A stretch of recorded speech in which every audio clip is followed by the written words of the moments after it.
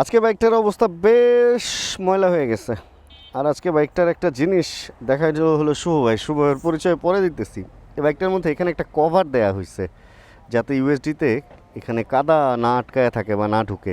এটা এমনিও থাকে অন্যান্য বাইকে, ডিফারেন্ট টাইপের থাকে। এটা সম্ভবত আলাদা আরেকটা কভার দিচ্ছে, আলগা একটা কভার দিয়ে দিছে। ব্যাপারটা ভালো করছে।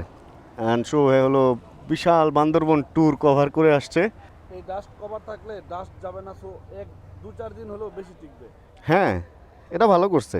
এই জিনিসটা আমাদের দেখা হয় নাই। অ্যান্ড বাইকটার একটা শ্যুট করতেছিলাম আজকে, আর এটা নিয়েই হলো ছোটোখাটো করে কথা বলবো। বাইকটারে কাদায় টাদায় ডুবায়া পুরো দুরবস্থা করে ফেলছি। এখন চিন্তা করলাম ডেইলি লাইফ ব্লগে একটু আপনাদের সাথে শেয়ার করি একটা মজার এক্সপিরিয়েন্স। আমরা ফিরবো শ্যুট শেষ করে, অ্যান্ড ফিরতে ফিরতেই আজকের হবে আড্ডা। আর এদিকে হচ্ছে আগারগাঁয়ের দোকানপাটগুলো মাত্র শুরু হবে। ওই যে সিঙ্গারার কাঁচামালগুলো নিয়ে আসা হয়েছে। দোকান এখনও খুলে নাই। কটার মতো বাজে? 4টার আশপাশে বাজে। 5টার মধ্যে মোটামুটি এলাকা জমজমাট হয়ে যায়। বিসমিল্লাহির রহমানির রহিম। একটা জিনিস হচ্ছে, আমরা যখন শ্যুট করি তখন বেশ কিছু জিনিস আমরা দেখাই। অনেক সময় দেখা যায় অফ রোডের, অনেক সময় বৃষ্টিতে, অনেক সময় ব্রেকিং, অনেক সময় পাহাড়ে, অনেক সময় বনে বাদারে বা বিভিন্ন জায়গায়, তাই না? কিন্তু আসলে প্রত্যেকটা জিনিস কি সত্যি হয়? আমার মনে হয় প্রত্যেকটা জিনিস সত্যি হয় না। সত্যি কথা কি, আমি যেভাবে শ্যুট করি ওই জিনিসটা আপনাদের সাথে একটু করি শেয়ার। আমরা যখন কোনো একটা জায়গায় যাই বা কোনো একটা বাইক নিয়ে লং ট্রিপ করি, যে বাইকটাকে বিভিন্নভাবে টেস্ট করব, ক্যামেরাটা যখন অন থাকে তখন আসলে আমরা অনেক কিছুই বলি। যে জিনিসগুলোর এক্সপিরিয়েন্স আমরা নেই হচ্ছে ক্যামেরা অফ অবস্থায়। যেমন এই বাইকটাও কাদা দিয়ে চালাইছি, বৃষ্টি দিয়ে চালাইছি, বিভিন্নভাবে চেক করছি, কিন্তু ওই টাইমে আসলে ক্যামেরা অন রাখি নাই। কারণ ক্যামেরা অন রাখলে আপনাদের সাথে ওই টাইমে হচ্ছে আমরা এক্সপিরিয়েন্সগুলো শেয়ার করি। এবং একটা জিনিস দেখবেন, কোনো একটা বাইক ধরেন কোনো একটা পরিস্থিতিতে স্লিপ করলো বা ব্রেক মিস করলো বা কিছু একটা হইলো, স্টার্ট অফ হইলো, অ্যান্ড ওই টাইমে ক্যামেরাটা আসলে অন থাকে না এবং ভিউ অ্যাঙ্গেলও একদম রিয়েল থাকে না, কিন্তু এক্সপিরিয়েন্সটা থাকে রিয়েল। এই কারণে ওই এক্সপিরিয়েন্স নিয়ে আমরা আবার ওই শ্যুটটাকে দেখা যায় আরেকভাবে করি। ধরেন কাদার মধ্যে আপনি গেছেন, কাদার মধ্যে আপনি পারফরমেন্স দেখছেন, ভাই ওই টাইমে কি আর রেকর্ড হয়েছে? সাইড থেকে কেউ ক্যামেরা ধরে রাখছে? আমরা কি করি, আমরা আসলে পরবর্তীতে ঠিক ওই জায়গাটায় বা ওই ধরনের কোনো একটা জায়গা তৈরি করে দেন হচ্ছে সাইড থেকে ওইভাবে ক্যামেরা সেট করে তারপরে গিয়ে হচ্ছে শ্যুটটা আমরা কমপ্লিট করি। আর যদি কেউ একদম প্রথমেই এই ধরনের এক্সপিরিয়েন্স নিতে যায়, তাহলে ভাই অনেক ইকুইপমেন্ট ব্যবহার করতে হবে। এই কারণে আমি একটা কথা বলি যে আসলে শ্যুটের মধ্যে আমরা যে জিনিসগুলো দেখি তার সব কিছু কখনোই কিন্তু সত্যি না। অনেকটা সিনেমার মতো। শ্যুটের ব্যাপারটা যখনই আসবে তখনই হচ্ছে সিনেমার ব্যাপার আসবে। আর একটা ভ্লগার বা একটা কন্টেন্ট ক্রিয়েটর যখন তার মনের ভাবটা ব্যক্ত করবে, তখন আসলে ওই ধরনের বি রোল বা সিনেমেটিকগুলো থাকবে না। ওইগুলো পরবর্তীতে বানায় দেন আবার নিয়ে নিতে হবে। এরকম ঘটনা আমাদের অনেক সময় দেখা যায় লং ট্রিপেও হয়, যে আমরা কোনো একটা জায়গা চালায় চলে গেছি, এত সুন্দর একটা ভিউ দেখছি, দেন আবার ফেরত আসি, ক্যামেরা সেট করি, আবার ওই জায়গাটা আরেকটু সুন্দরভাবে রেকর্ড করার চেষ্টা করি যাতে ভিডিওতে সুন্দরভাবে উপস্থাপন করা যায়। তো এটা দোষের কিছুও যেমন না, আবার এটা আসলে বানায়া দেখানোরও কিছু নাই। কারণ অরিজিনালি তো ওই জিনিসটা ওরকম হইতেই হবে, তা না হলে তো আর দেখানো সম্ভব হইতো না বানায়। এই হলো ব্যাপার। তবে হ্যাঁ, কিছু ব্যাপার আছে, কিছু জায়গায় দেখা যায় যে আসলে যেগুলো অ্যাডের মধ্যে যেভাবে একটা বাইককে উপস্থাপন করে, বিশেষ করে আমি যদি পালসারের ব্যাপারে আসি, পালসারের বেশিরভাগ অ্যাডগুলো আমরা 150cc থেকে 200-220 এগুলার অ্যাড যখন দেখতাম, আজ থেকে অনেক বছর আগের কথা, ইন্ডিয়ার অ্যাডগুলো যখন আমরা ইউটিউবে দেখতাম, তখন বাংলাদেশে হায়ার সিসি ছিল না। তো তখন কি দেখতাম যে আরে পালসার নিয়েই সামনের চাকা উঁচু করে একটা টান দিতেছে, এক চাক্কা দিয়ে চালাইতেছে, যখন থামতেছে, বিশেষ করে টিভিএসের কিছু বাইক আরটিআর যখন প্রথম আসলো, যখন থামতেছে সামনের চাকায় ব্রেক ধরতেছে, পেছনের চাকা উঁচু হয়ে যাইতেছে।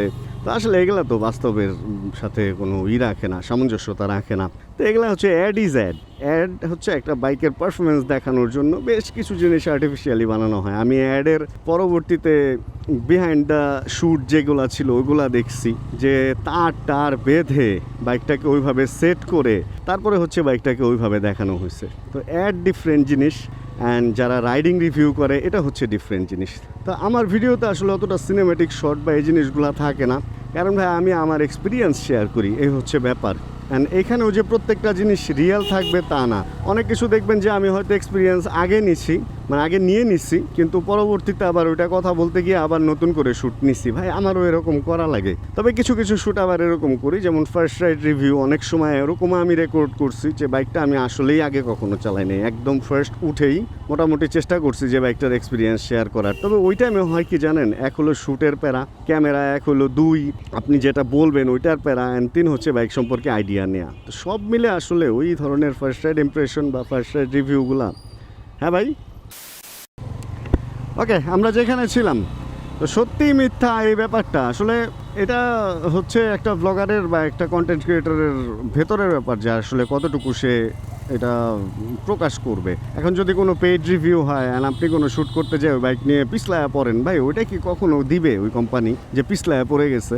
এই জিনিসগুলো দিবে না। তো এই ধরনের কিছু জিনিস হাইড করা হয়, কিছু জিনিস আবার একটু বাড়ায়ও দেখানো হয়। তো মেইন কথা যেটা, একটা বাইক রাস্তায় চললে ভাই অত কাহিনী কিচ্ছা লাগে না। ওই সামনের চাকাও উঁচু হইতে হয় না, পেছনের চাকাও উঁচু হইতে হয় না। মেইন কথা হলো সুস্থ সবল সুন্দরভাবে engine performance, breaking performance and balanced একটা সার্ভিস যদি আপনাকে দিতে পারে, তাহলে হচ্ছে ওই বাইকটা আসলে ভালো। যাই হোক, শো ভাইকে নিয়ে গেছিলাম একটু আমার কিছু সিনেমেটিক নিয়ে দেওয়ার জন্য, অ্যান্ড ওই সিনেমেটিক এক্সপিরিয়েন্স আমি আগেই নিয়ে নিছি যে এই জিনিসগুলো আপনাদেরকে দেখাবো ওই ভিডিওতে। বাট এখন শ্যুট তো লাগবে, এ কারণে শো ভাই হচ্ছে আমাকে শ্যুটগুলা করে দিচ্ছে।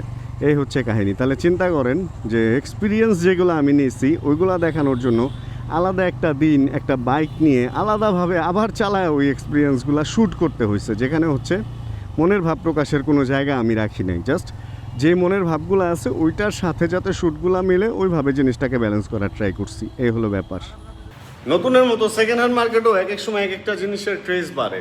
এখন কেন যেন আমি দেখতেছি বাজাজ পালসার যে আগের মডেলগুলো ইউজি সিরিজ, ওই যে পিছনের ওগুলো আমি দেখাচ্ছি উপরে ঘুরা, এই বাইকগুলো সেকেন্ড হ্যান্ড মার্কেটে প্রচুর চাহিদা বাড়ছে। এগুলা যেমন বিক্রিও বেশি হইতেছে, শোরুমে আসতেছেও বেশি, মানে মানুষ বিক্রিও করে দিতেছে আবার কিনতেছেও বেশি। অদ্ভুত, মানে এক এক সময় যে এক একটা বাইক সেকেন্ড হ্যান্ড মার্কেটে হাইপ তুলে, এটা সেকেন্ড হ্যান্ড মার্কেটে এতটা ক্লোজ না হইলে কখনো জানতেই পারতাম না। দাঁড়ান ঘুরায় দেখাই। এই যে একটা পালসার, এটা এবিএস ভেরিয়েন্ট, এটা হচ্ছে ডুয়েল ডিস্কের এবিএস ভেরিয়েন্ট। এই যে একটা পালসার, এটাও এবিএস ভেরিয়েন্ট, কিন্তু এটা সম্ভবত সিঙ্গেল ডিস্কের এবিএস ভেরিয়েন্ট। এইটা এবং একটু আগে দেখলাম বাইরে আরেকটা আসছে, ওই যে ওইটা নতুন ঢুকতেছে, এটাও সম্ভবত সিঙ্গেল ডিস্কের এবিএস ভেরিয়েন্ট। কি একটা অবস্থা পালসার। দেখছেন কি পরিমাণ ঘোলা হয়ে গেছি?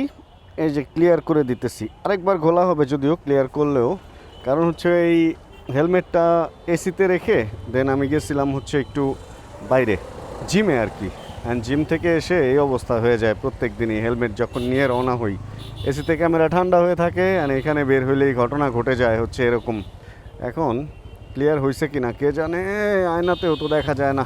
যাই হোক, আসলে এই যে সিজনের ফল, যেমন যখন যেই সিজন তখন শুধু ওই ফলই পাওয়া যায়, ঠিক ওরকম বাইকেরও একটা সিজন আছে। এক এক সময় এক এক বাইকের সিজন আসে। এক সময় দেখছি না আমরা 4V প্রচুর সেকেন্ড হ্যান্ড নতুন একদম 4V রাস্তায়, এক সময় FZ রাস্তায়, এক সময় জিক্সার রাস্তায়।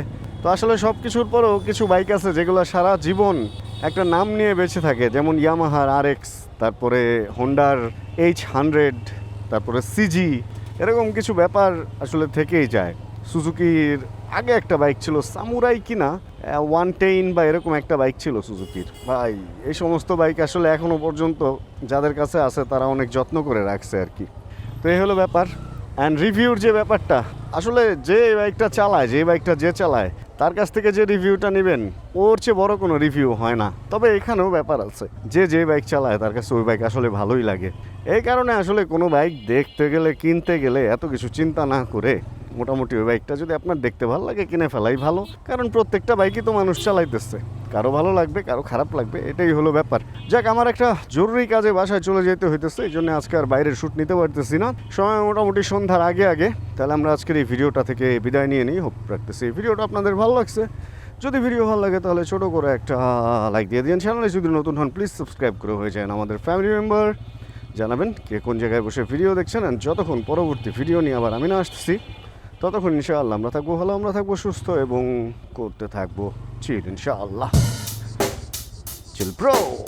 Check the mic and make sure it sound right, boys.